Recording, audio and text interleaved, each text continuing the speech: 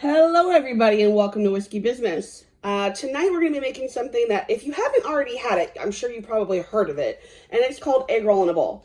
I wasn't going to make this because I kind of figured it was like the baked viral feta challenge from like 4 years ago. But I was talking to a friend of mine and she said she'd never even heard of it, let alone had it, so I thought I'll go ahead and make a video of it. You could do ground pork. I think that's what like the general recipe calls for. Or you could do beef, but I'm going to be doing turkey. You could also, again, do chicken.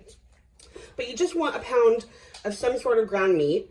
And then it's all the things that you would put inside of an egg roll. So you could, if you wanted to do the easier method and save yourself some chopping, get at least 2 bags of the pre-chopped coleslaw mix. I am using a head of cabbage because 1, I want more vegetables, and 2, it costs less money for me to get 1 head of cabbage than to buy multiple bags of chopped coleslaw, and which in my opinion always end up tasting really watery.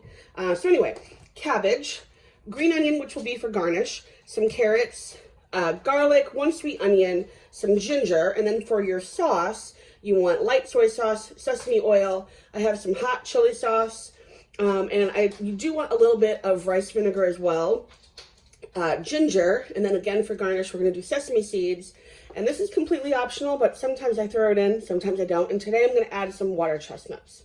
So that is everything going into our egg roll in a bowl. But before we get to chopping, let's focus on our whiskey. I found this really awesome mixed Maker's Mark kind of gift set. Now they're smaller bottles, they're the 375 milliliters, but we have the cask strength and the private selection. So we opened up the cask strength first. That is a tongue twister for me. And let me tell you, it is smooth and delicious. So cheers. First thing I'm going to do is saute my onions. So I have 1 sweet onion. And then once I get these cooked down a bit and starting to sweat out, I will add my ground meat. You're going to cook that until whichever one it is, it's no longer pink. If you're using something that is not lean, then go ahead and drain off all that fat and then add back to your pot. One of the reasons I add my onions before my turkey, and I usually do this just when I'm making turkey, is because turkey can get really dry, and I find that the onions keep everything, kind of retaining that moisture and keeps the turkey from getting too dried out, by the time everything is no longer pink. We're almost there, and as soon as this is completely not pink anymore, we're going to add our garlic and our ginger and some of our liquids and spices before we add our vegetables.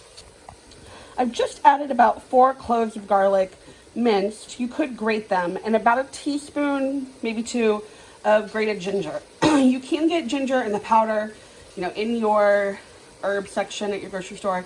I buy fresh ginger. It's really inexpensive, and then I either peel it or leave it, the peel on, depending on how I'm going to use it, and I just pop it in my freezer. That way it lasts forever.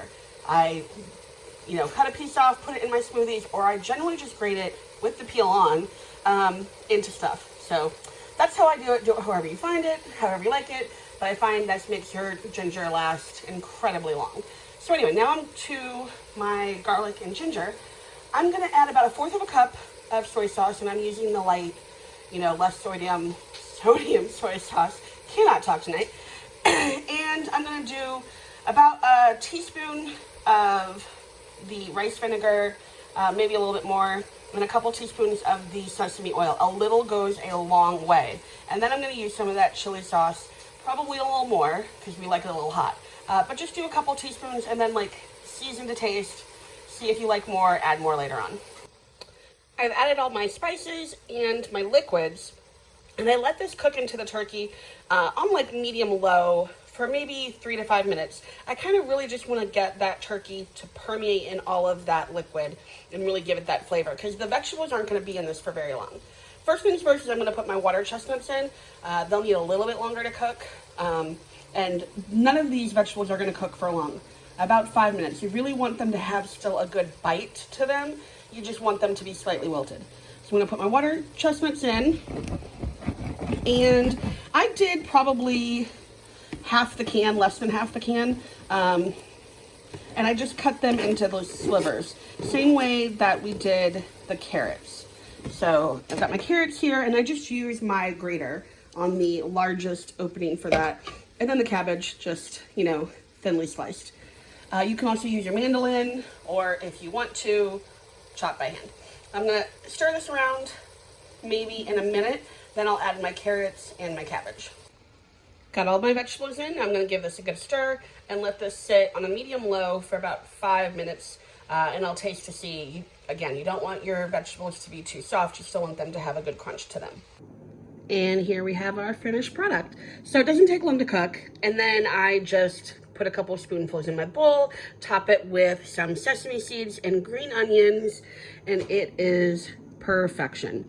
You don't want to put too much liquid in this because, for one, it'll turn into egg roll in a bowl soup. But then the next day, your vegetables are going to be way too mushy. So, you know, go lighter on the liquids, add more if you need to later on. You could pair this just as it is, or put it over rice, or even cauliflower rice if you don't have enough vegetables. But anyway, I hope you like it. Try it. Let me know what you think. Hit the like, leave a comment, hit the bell for notifications, and I will see you next time.